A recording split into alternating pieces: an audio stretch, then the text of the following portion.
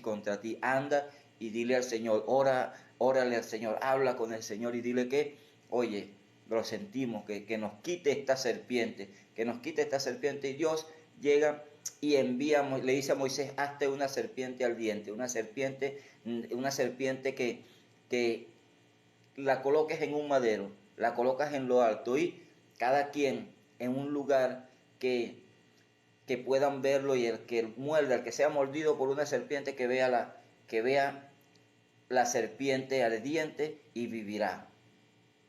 Al instante de ser mordido, que vea la serpiente ardiente y vivirá. Y Moisés hizo la serpiente, una serpiente de bronce, una serpiente de metal, y la colocó en un madero, la colgó en un madero allá lejos, a lo lejos. Y todo el que era mordido por aquellas serpientes veía allá la serpiente ardiente y vivía. Pero el que no la veía, aquel moría irremediablemente iba a morir, porque eran unas serpientes muy venenosas. Y entonces aquí nos empieza a mostrar al Señor Jesús. Dios nos empieza a mostrar la imagen de Jesús allí, lo que había de venir, porque el Antiguo Testamento, todo lo que está escrito aquí es sombra de lo que había de venir. Esto que Moisés había hecho aquí con esta serpiente era Dios mostrándole a Moisés, y así dejándolo allí en las escrituras para que los estudiosos, para que el pueblo estudiara y pudiera ver, pudiera entender lo que Dios iba a hacer más adelante, lo que Jesús le estaba diciendo aquí en el Evangelio de Juan, capítulo 3, versos 14 y 15, a Nicodemo. Nicodemo, así como Moisés levantó la serpiente en el desierto, así es necesario que el Hijo del Hombre sea levantado. Es necesario que el Hijo del Hombre sea colgado en un madero. Es necesario que el Hijo del Hombre sea allí puesto en un madero, para que todo aquel que en él cree no se pierda, mas tenga vida eterna. Cuando nos vamos allá al libro de los Números en el Antiguo Testamento, en el capítulo 21, a partir del verso 4, Moisés hizo una serpiente de bronce, una serpiente de metal, y la colocó en un madero, la guindó en un madero, y cada quien que era mordido veía a la serpiente ardiente colocada allí, aquella serpiente de metal, y vivía.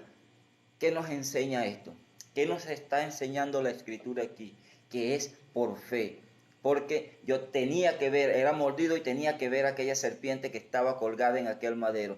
Tenía que ser por fe, tenía que creer. Al momento de ser mordido tenía que creer que él iba a ver aquella serpiente allí en aquel madero, colgada en aquel madero, y no le iba a pasar nada. Tenía que creer lo que Moisés le había dicho, que ella tenía que creer la palabra de Dios, tenía que creer el mandamiento que Dios le había dado a Moisés por intermedio de esa serpiente. Tenía que creer que esa serpiente allí guindada o colgada en aquel madero, al momento de ser mordido por aquella serpiente, iba a ver aquella imagen e iba a vivir en ese momento. Pero también que si dudaba, que si no creía, que si no veía la serpiente, que si no veía aquella imagen colgada en aquel madero, no iba a vivir.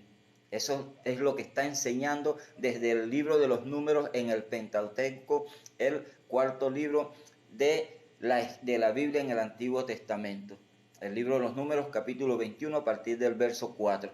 Allí nos muestra esta historia de las serpientes ardientes en el desierto, un pueblo murmurador, un pueblo que vivía de murmuración en murmuración, y se estaban quejando de la comida que Dios les daba, un pan que ellos ni siquiera tenían que trabajar para sembrarlo. Ellos tenían que salir nada más en la mañana y recogerlo del día, procesar aquello y comer. Ellos no tenían que sembrar, no tenían que cosechar, no tenían que arar tierra, no tenían que hacer nada de eso, y se estaban quejando del pan que Dios les estaba dando, porque un pan que según ellos en ese momento era muy liviano, el pan que ellos estaban comiendo en ese momento. Se quejaron allí, y a Dios le causó molestia eso.